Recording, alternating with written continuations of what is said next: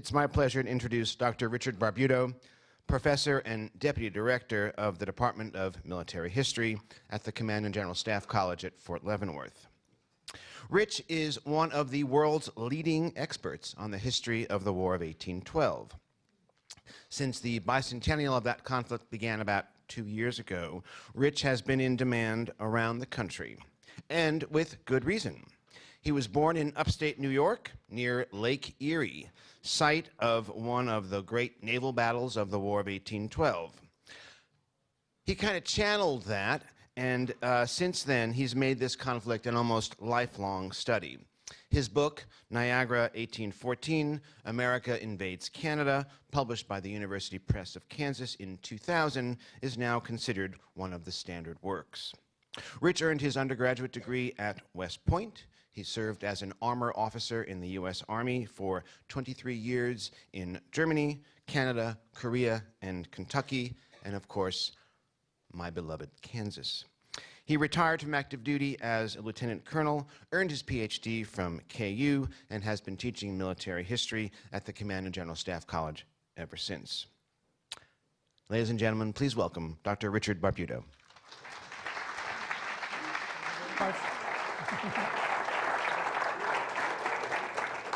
Thank you, Henry.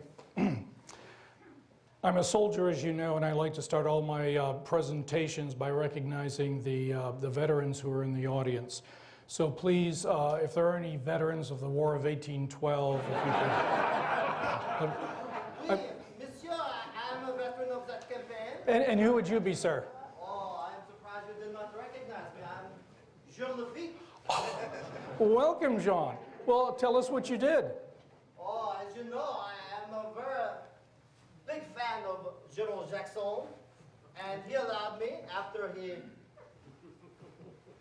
praised me and let me go of all my sins, he allowed me to take all my band of, shall we say, privateers and come over with artillerymen and a little bit of shot and a little bit of powder, which we procured legally.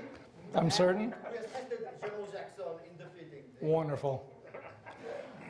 Ladies and gentlemen, let's thank Jean Lafitte for his service to the United States. Thank you, Jean. Doctor, I will be critiquing you on your sure Thank you, Jean. good word in your back. How do we get to New Orleans in this day 199 years ago? It starts with a war in Europe. France and Great Britain are locked in an existential conflict. They've been fighting a life or death struggle for 10 years.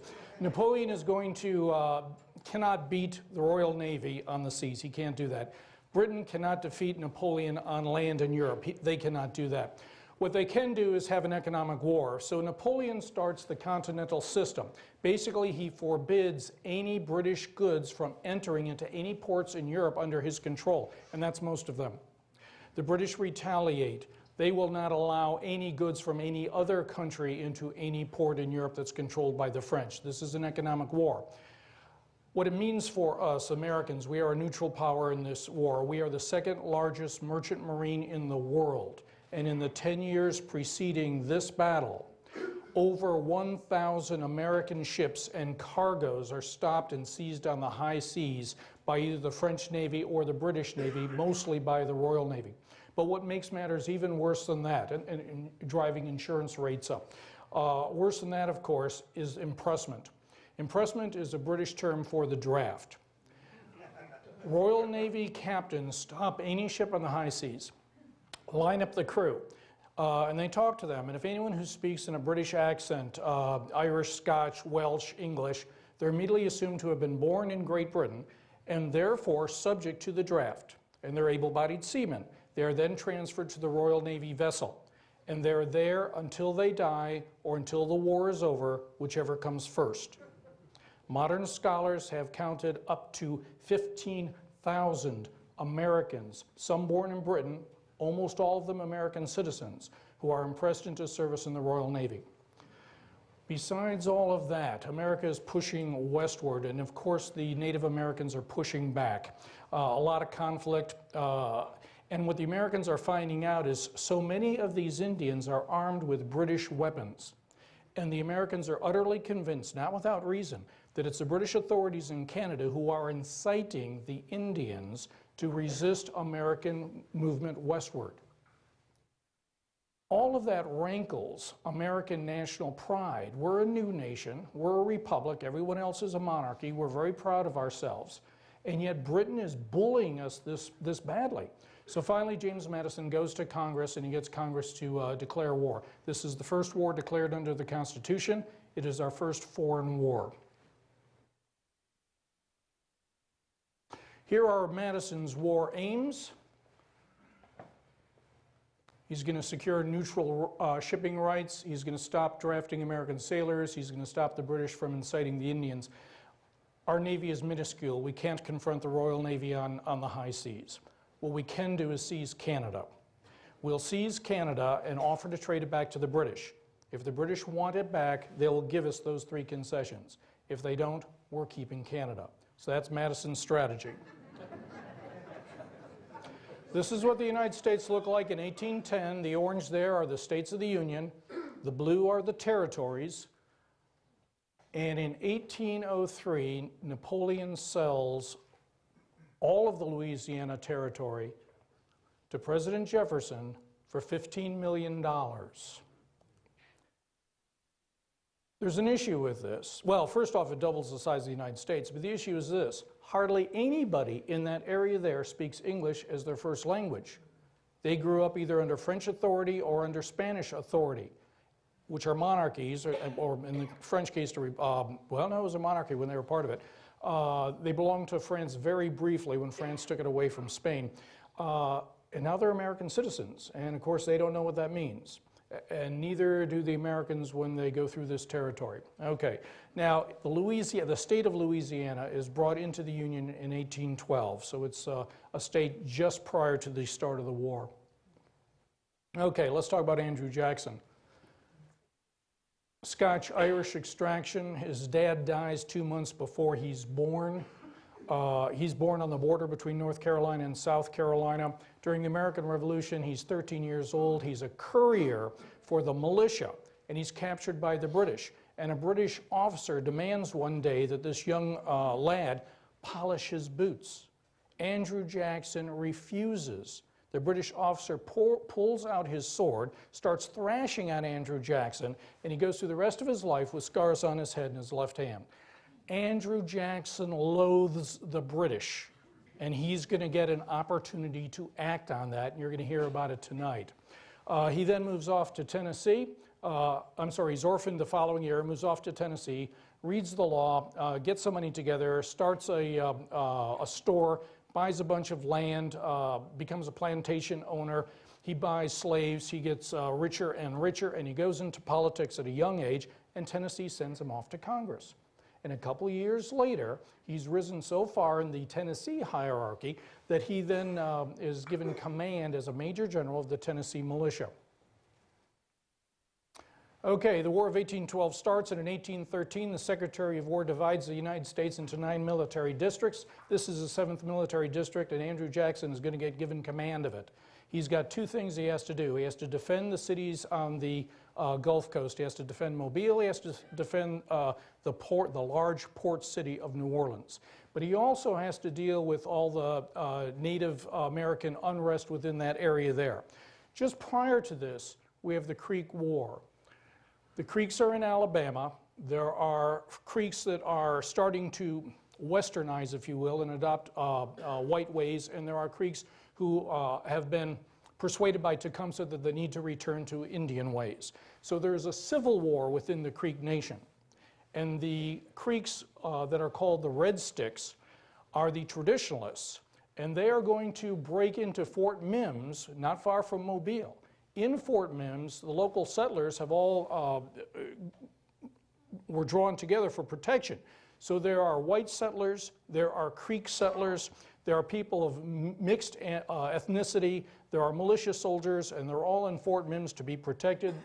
The Red Sticks break in, kill most of them, capture some of them, and a handful, maybe 2 dozen, actually make it out of Fort Mims, live to tell the tale of what went on. This kicks off the Creek War with the United States involvement.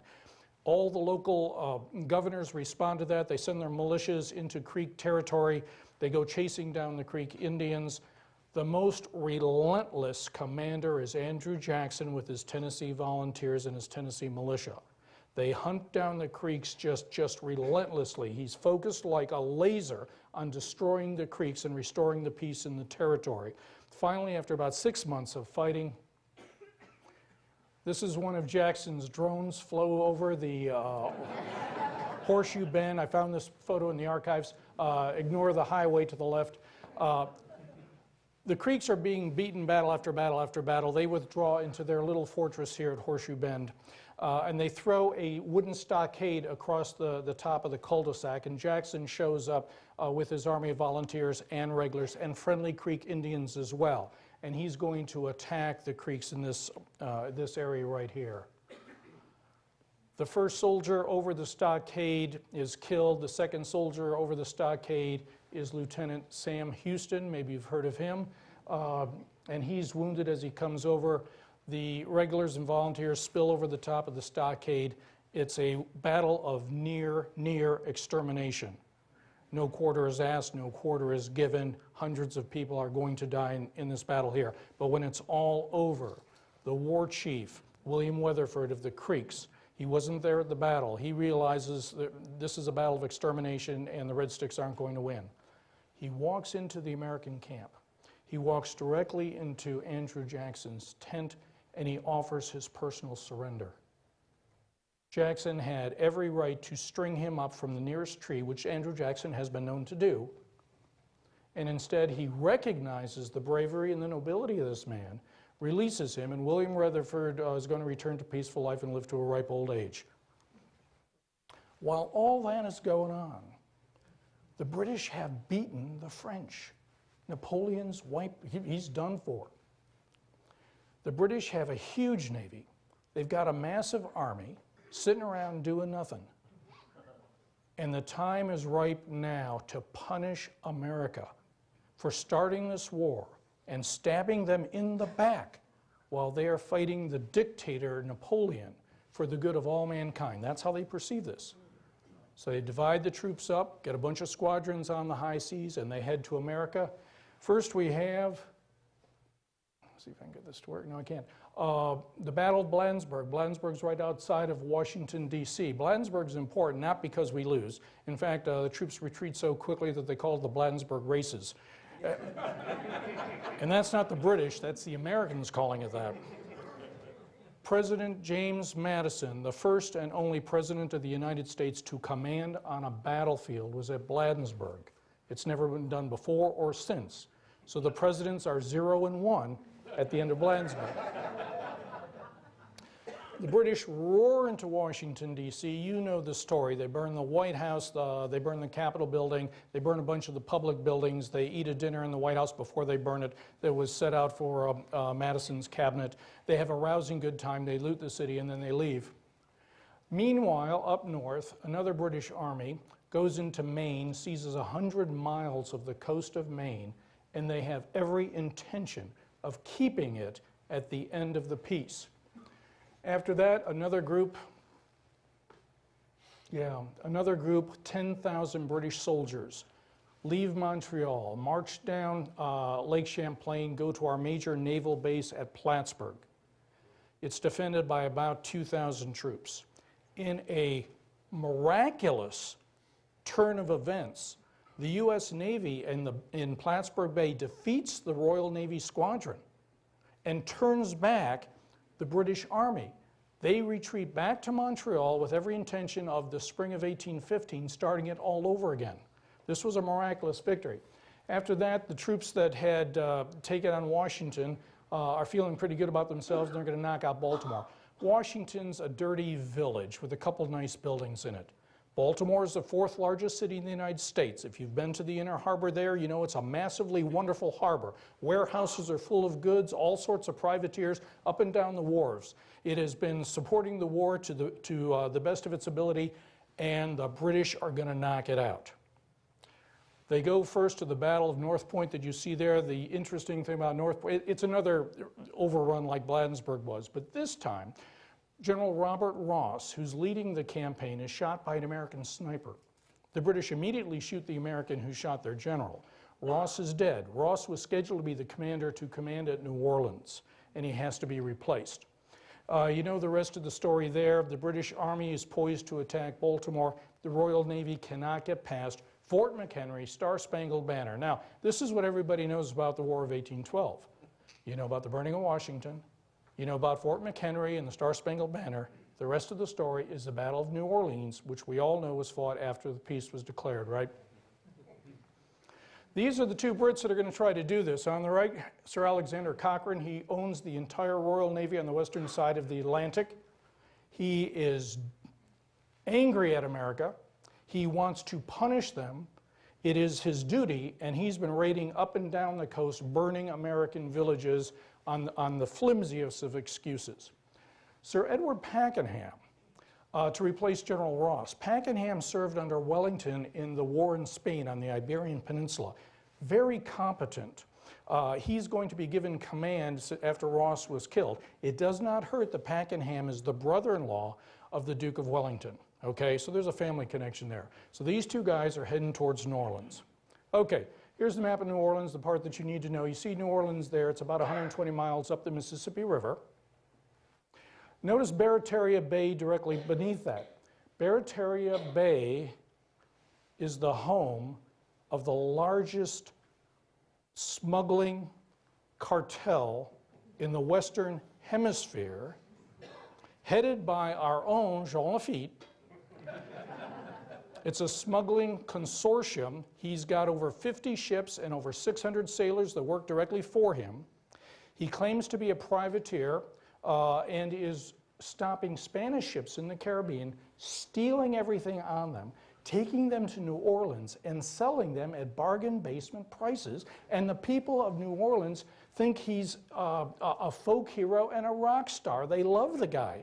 The guy who doesn't like him is the governor of the state, William Claiborne, who's a little bit miffed that this guy is conducting war against a country at which we are not at war from American territory.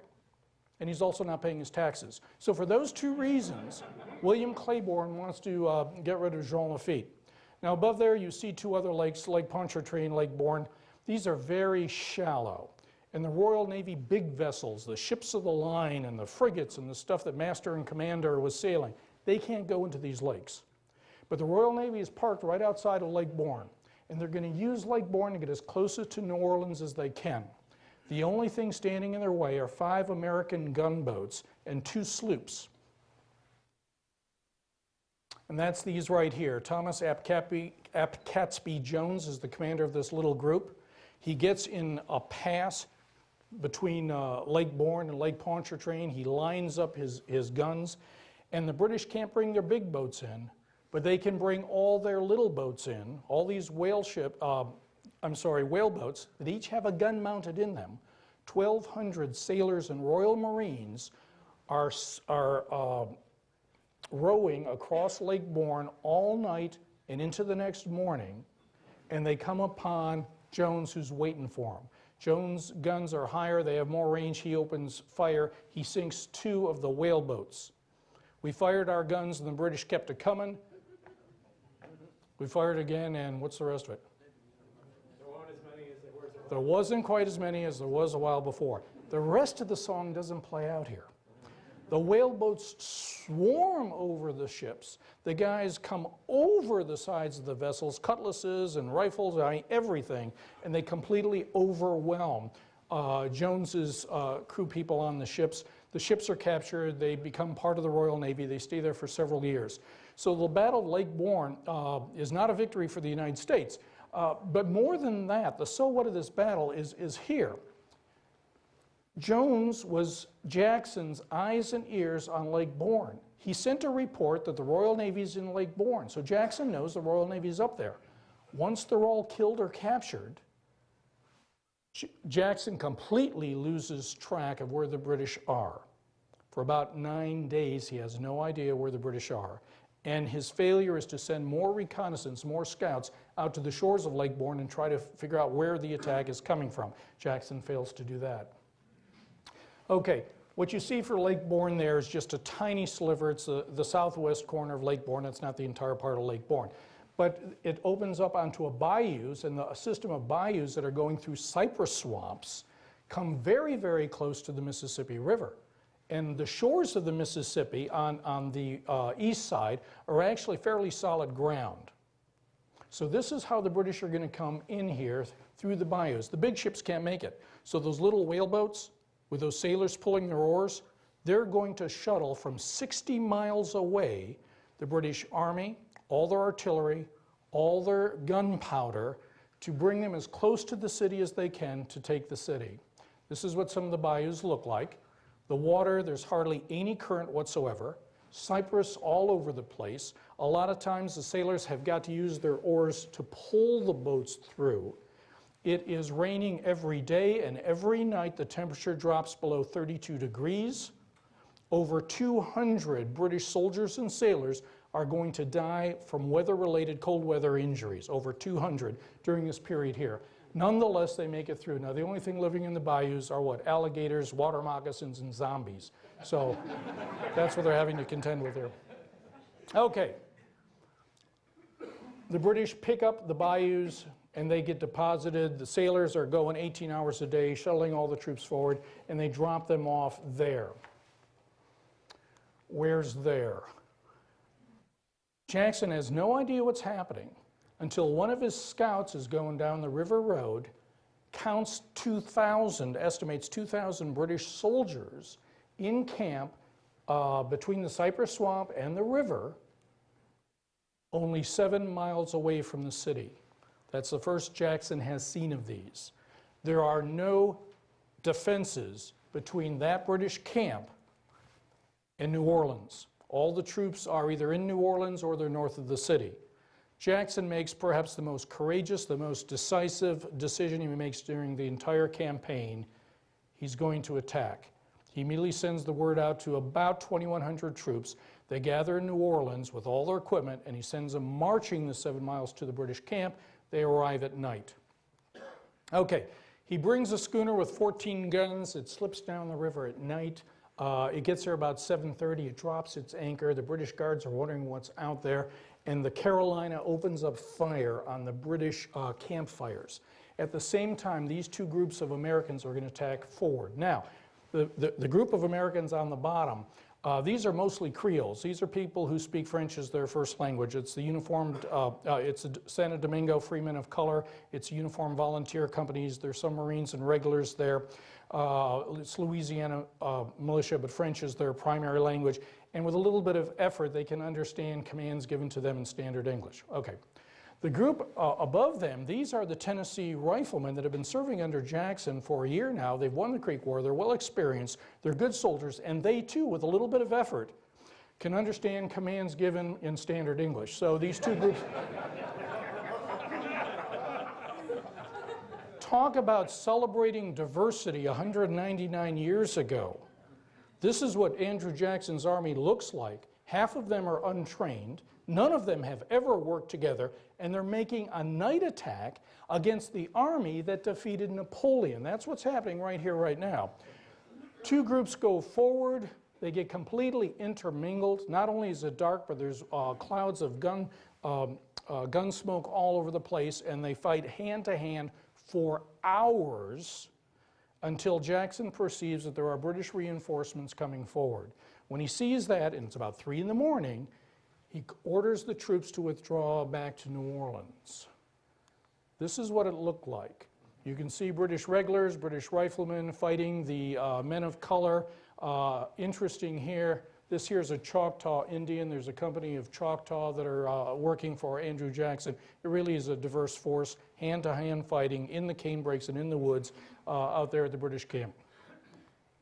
I hope you can read the losses. The British lose 276 casualties, the Americans 213. So what?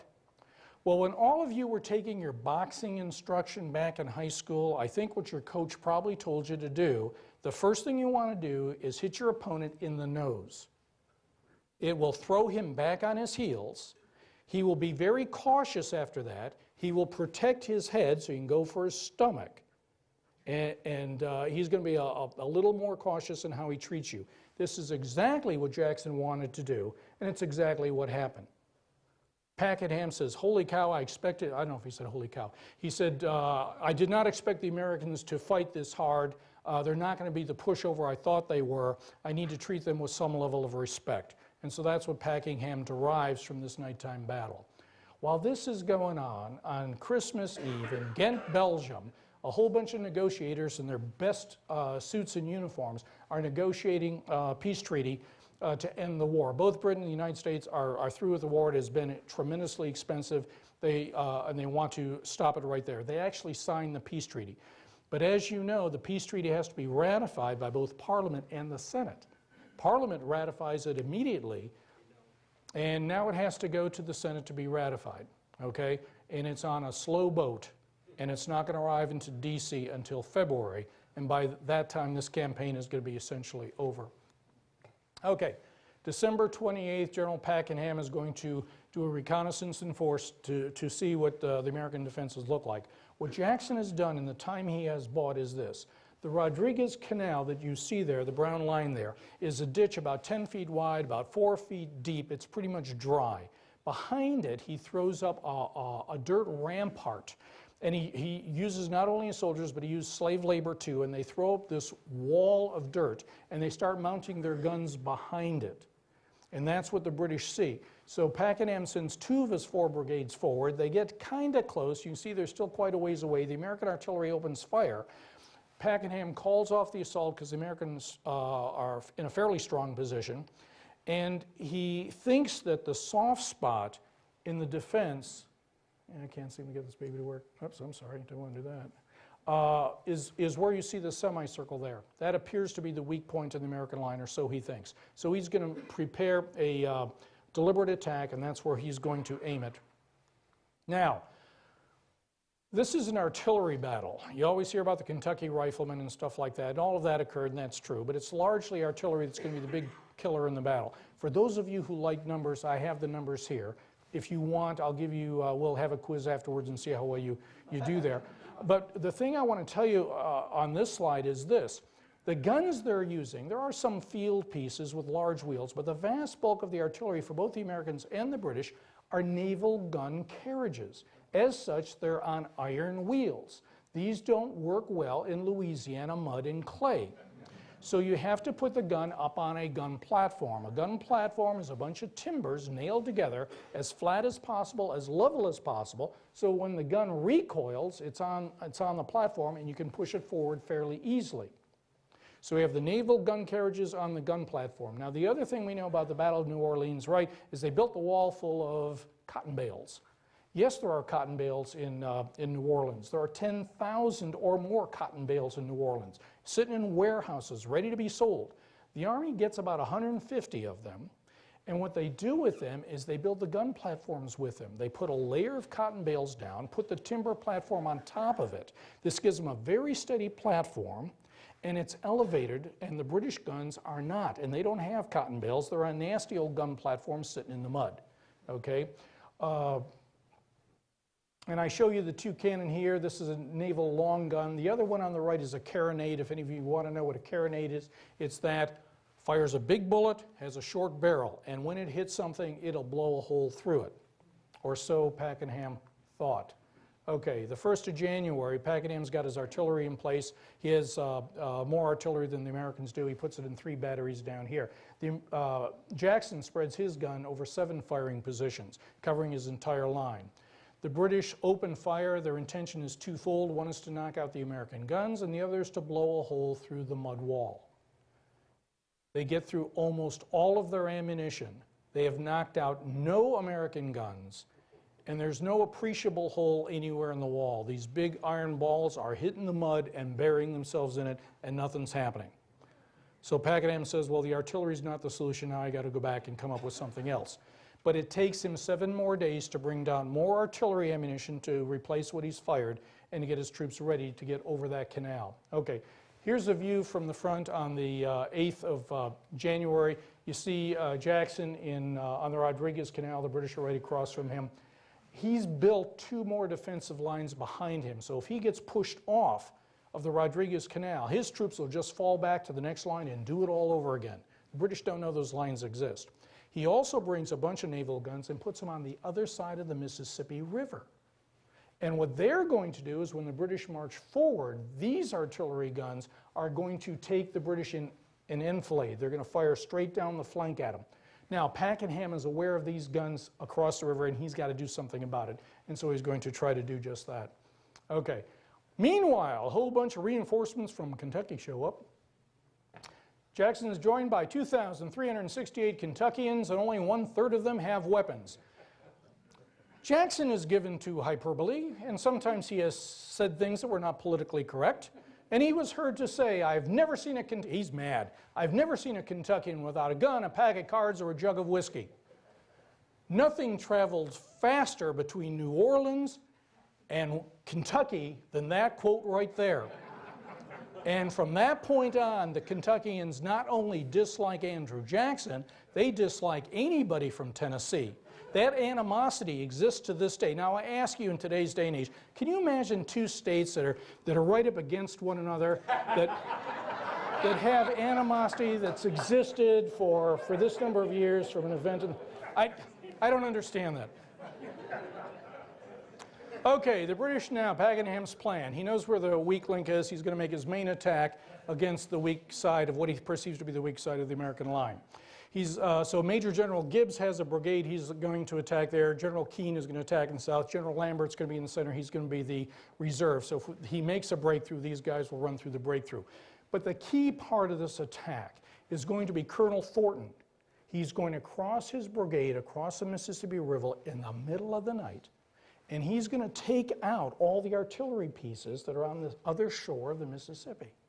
He needs 40 boats to carry his entire brigade across the river. All night long, the sailors are manhandling the boats right up to the Mississippi River. And when dawn's about to break, there's only 20 boats. And Pakenham says, you were supposed to leave hours ago, get in those boats, cross the river, and do what you're supposed to do. Pakenham is really in a fix now because there's a mist over the battlefield that will conceal his men as they move forward. But it's going to burn off shortly after dawn, and he knows that. He knows that Thornton will not get there in time, and the attack's going to have to go forward. Now, what's he going to do when he hits the ditch? That's what the fascines are for. A fascine, you see them in the photograph down there, it's just a bundle of sticks of any size, but these might be cane, and they might be maybe this high. And the soldiers that are leading off, that are leading the attack, are going to carry all their equipment, but they're also going to carry a bundle of these. The 1st Battalion of Samuel Gibbs's brigade, there's three battalions in his brigade. 1st Battalion is the 44th Infantry. Thomas Mullins, Lieutenant Colonel, is their commander. He gets a direct order, you carry the fascines forward, you guys run up to the edge, you throw the fascines in the ditch, you cross over that bridge of fascines, you got 24 ladders, you guys put up the ladders, and the other 2 battalions behind you are going to scramble up those ladders and penetrate through the defenses. And that's the game plan, okay? So everybody's got their job to do.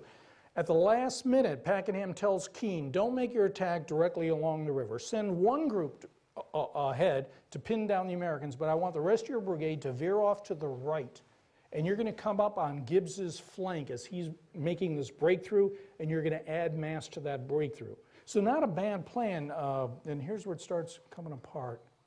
Dawn on the 8th of January, Thornton's people are finally in the river, half of them anyway. They're paddling, rowing as hard as they can across the river. They're going to do their mission. They're going to spike those guns, but it'll be too late to affect the battle. Meanwhile, Sam Gibbs is lining his folks up. The 44th Regiment of Foot is in the lead, and the commander, Colonel Mullins, realizes his people don't have the fascines and the ladders.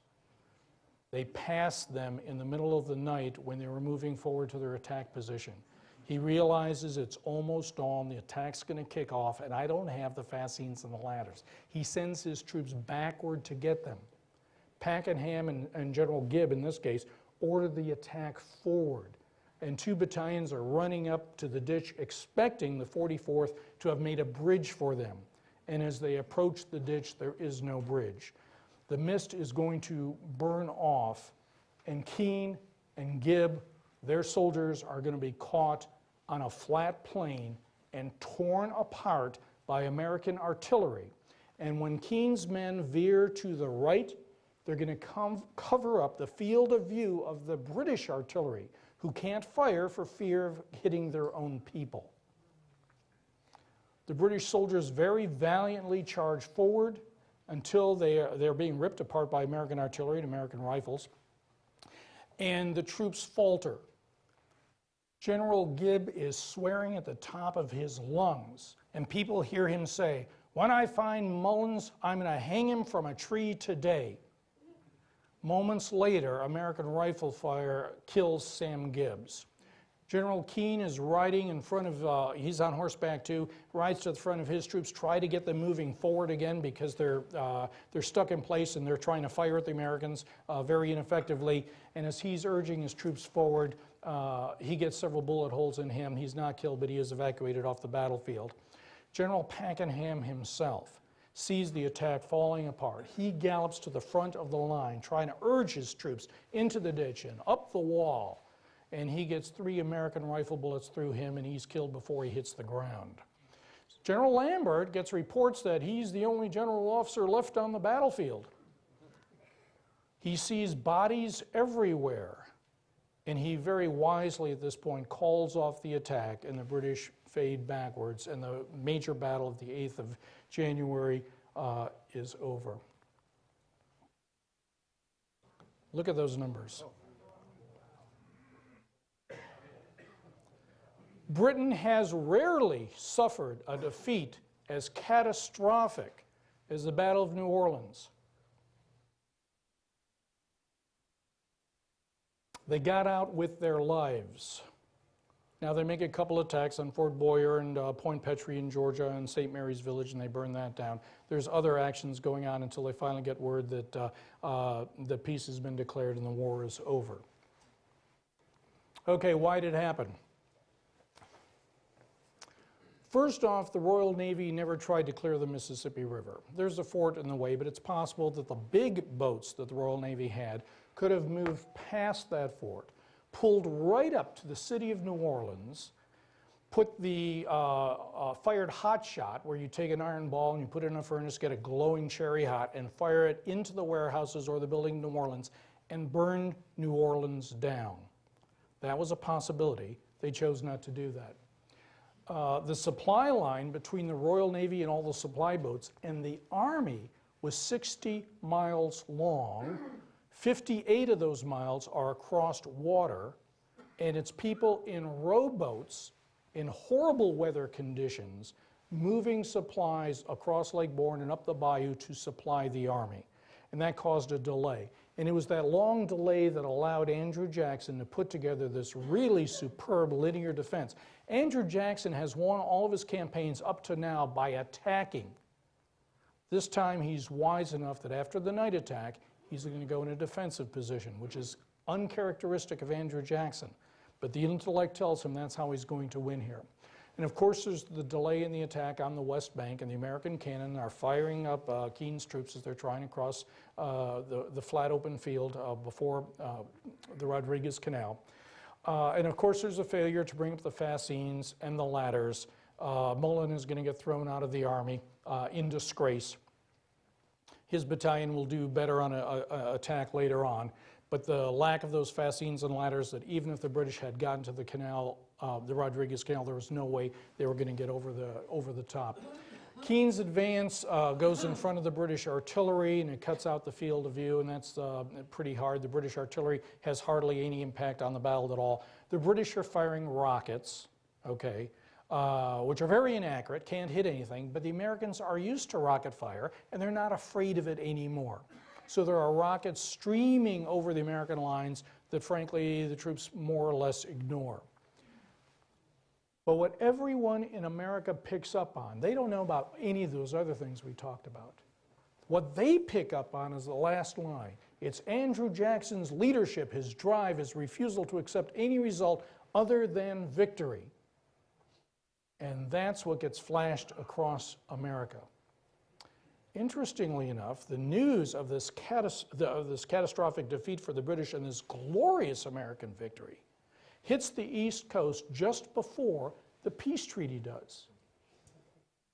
And the newspapers are no help here. In America Minds, we whooped the British decisively in New Orleans, and a peace treaty shows up. They conflate the two ideas. Battle of New Orleans, we won the war. Now it's very interesting, of all the participants in the War of 1812, everyone believes they won. The British think they won, the Canadians think they won, the Americans think they won. The only people that know they lost are the Indians.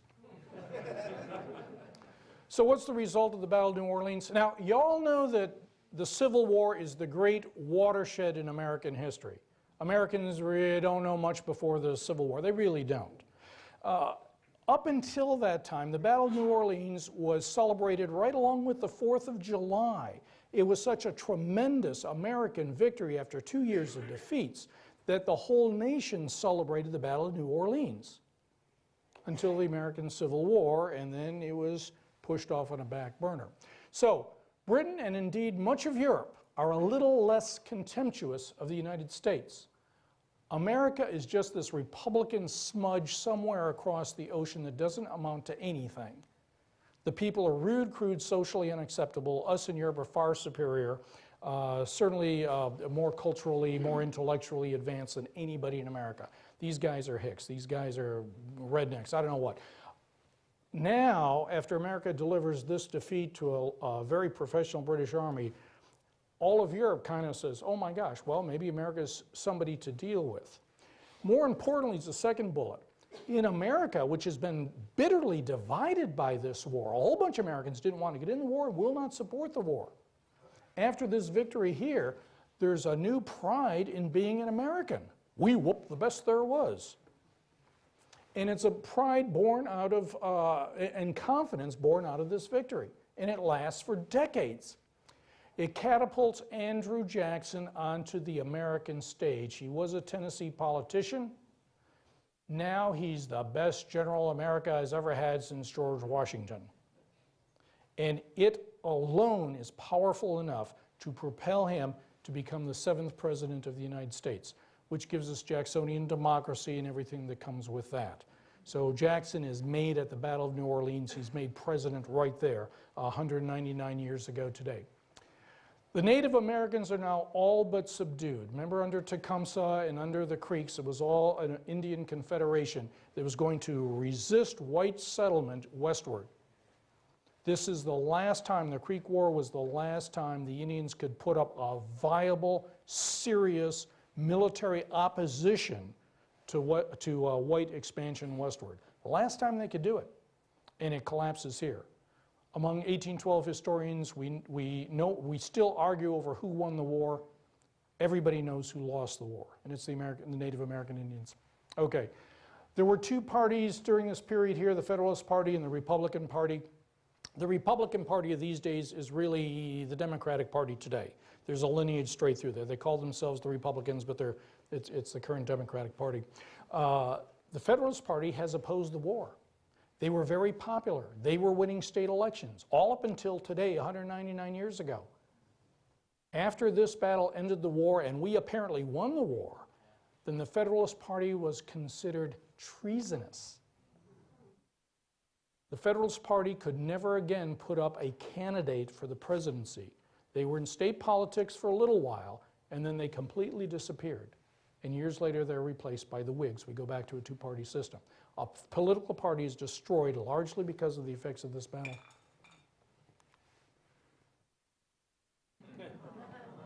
Thank you. Thank you.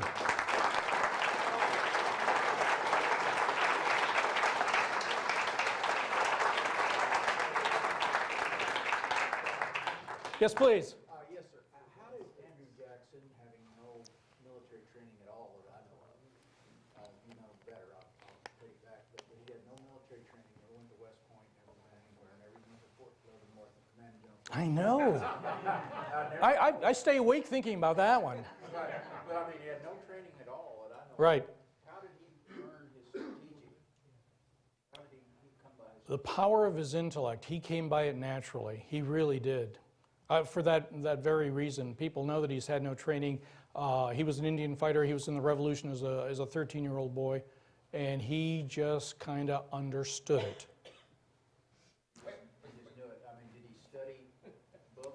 I don't think so. He was a man of action. I'm not entirely sure he could read. Yeah, he could read.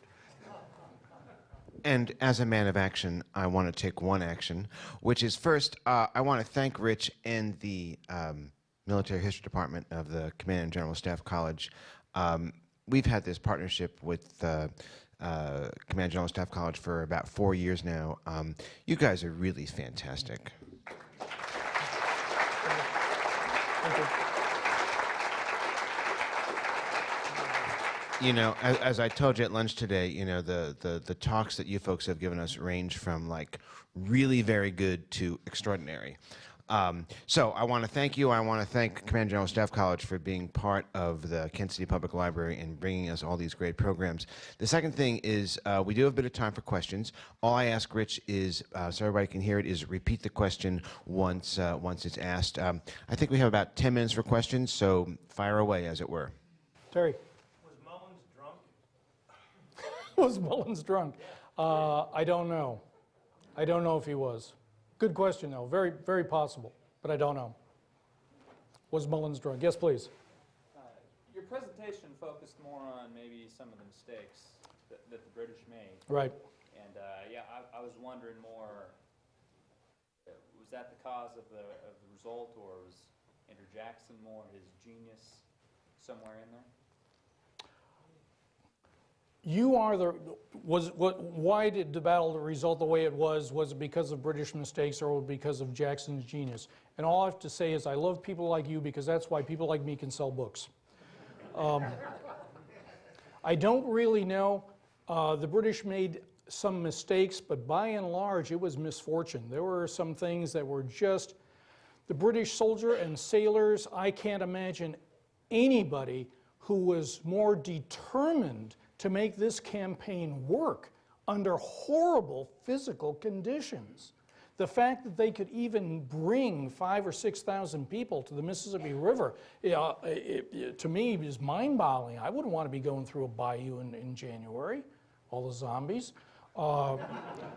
They made a tremendous effort. But when you're doing something so complex, it only takes a couple things to go wrong to completely throw you off your game, and I think that's what happened. I think Jackson did, I don't know what he could have done better than what he did. I think he, given the troops he was leading and the resources he had to work with and the amount of time he had, I can't imagine a better strategy.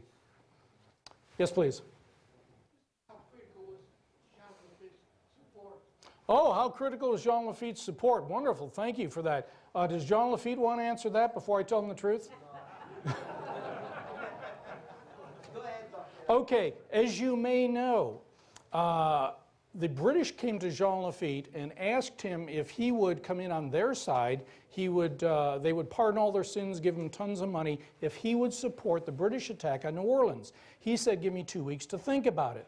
During those 2 weeks, an American squadron under Commodore Patterson shows up in Barataria Bay, blasts it down, captures about 80 privateers, and takes $500,000 worth of goods in the warehouses and impounds them in New Orleans.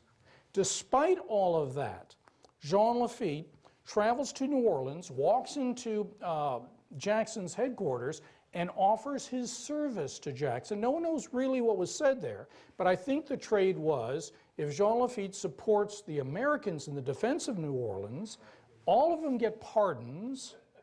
That was the big thing. And they're going to be granted American citizenship. And we will start with a clean slate.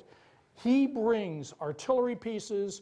Mostly he brings the most skilled artillery gunners in America, show up with those guns. He brings more gunpowder than we could ever possibly use. And he brings barrel loads of musket flints with him.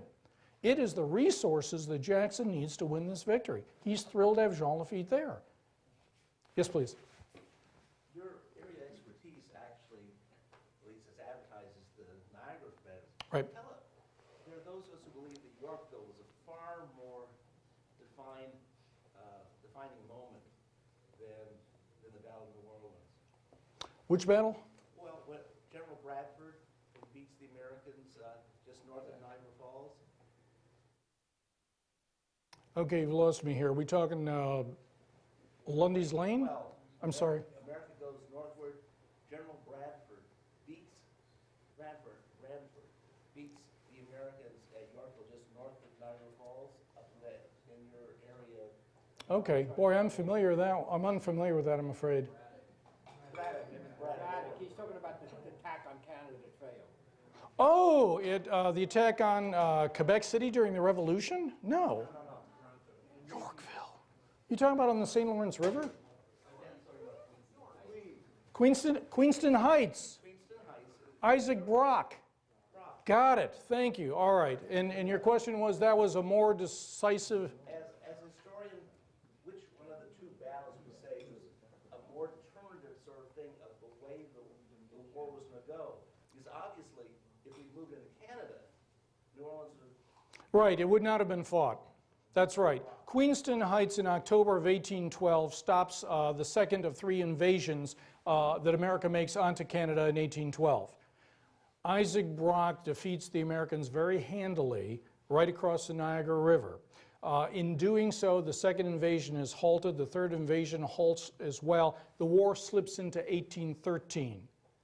And in 1813, that's when Napoleon is on the downturn, and the British are really feeling their oats, and they're finishing in the Iberian Peninsula. So yes, the early defeats of America prolong the war. Now our army gets much better, but so does the Canadian and British Army. It drags the war out to make this battle even possible. I mean, you're exactly right. If America had succeeded in 1812, the war would have been over in 1813. Yes. Yes, please. Back in the 1700s, my French Louisiana family invaded Texas, conquered a chunk of Texas, and then was told immediately to give back whatever they had. Yeah. Because there had been a treaty signed. Right. And so I'm assuming in this case that if Jackson had lost the battle, the British would have been told to give back Louisiana, right? Yes. I don't want to, yes, the question was what had happened had the British won? Would they have kept New Orleans or given it back?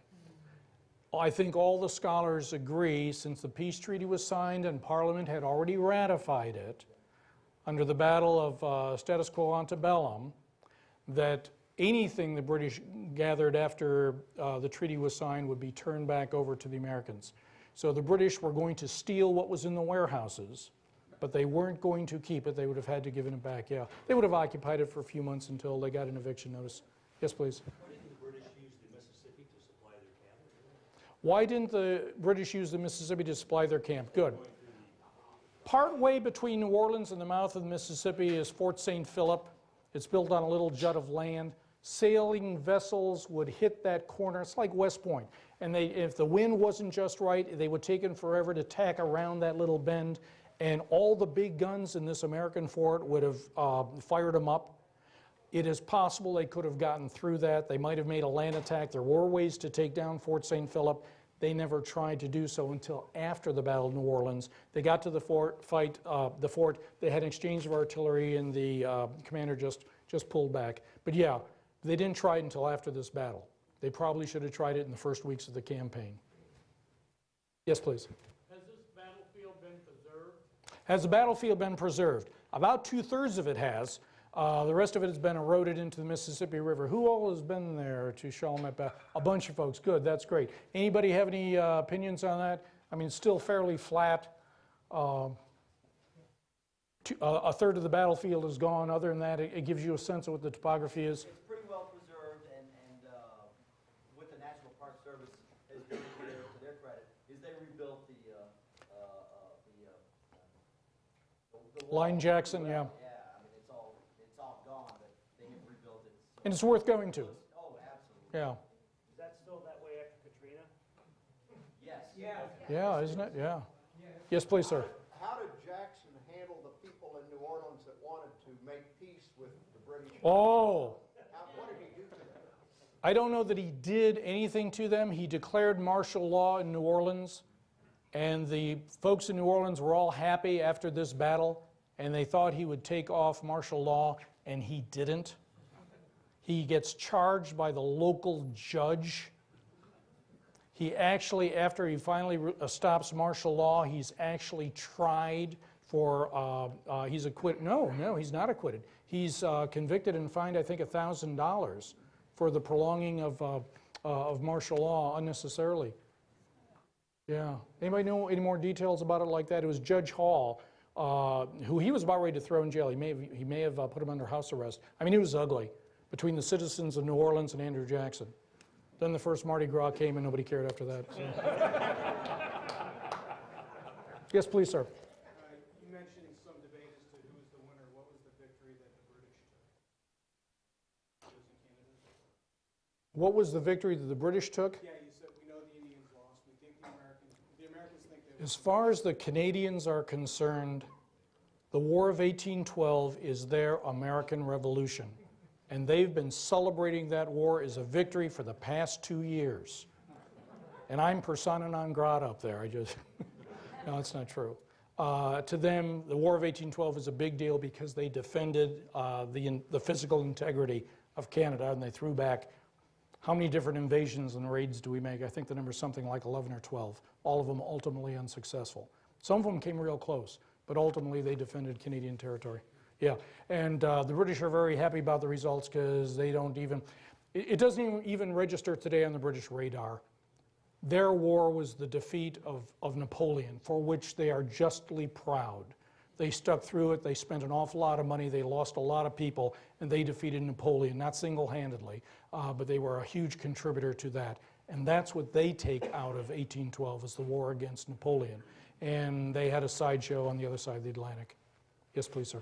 How many troops that were fighting Napoleon were able to be moved to the War of 1812 in the United States, approximately? Yeah, I'm going to guess 20,000. That they were actually able to bring into the field. Okay.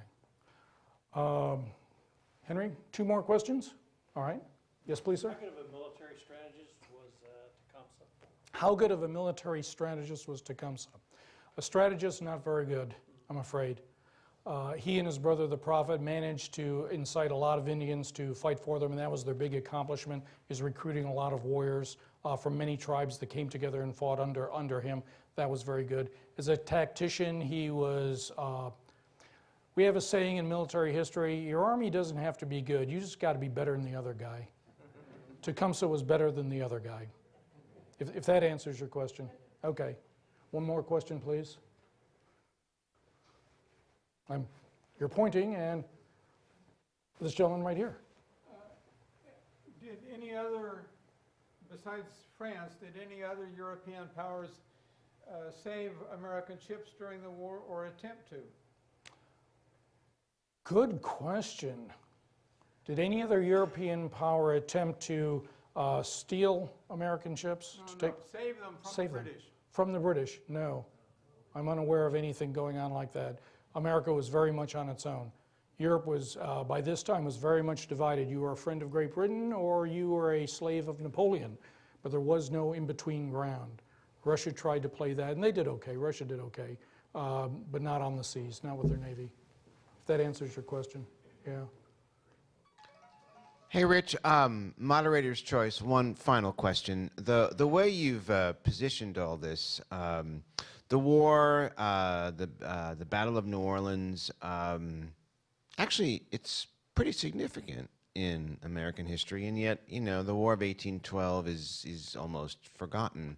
So in 7 sentences or less, what's our takeaway? Why should we think more about the War of 1812 as we celebrate my 58th birthday? The first lesson is don't start a war unless you know how it's going to end. And President Madison and the Army and the Navy had vastly overestimated American ability to win that war. It was a horrible misunderstanding and misreading of the strategic situation. So that's my primary takeaway. Don't start a war unless you know how it's going to end. And we failed to do that. We failed to do that today. But we sure failed to do it then. So if you're going to enter on armed conflict, make sure you think it out backwards and forwards, upwards and down, and figure out how this is going to end and how you are going to make it end. Because the enemy has a vote, and they don't like you, and they're going to try to do something that will throw a wrench in the works. They will try to do that. So that's my takeaway.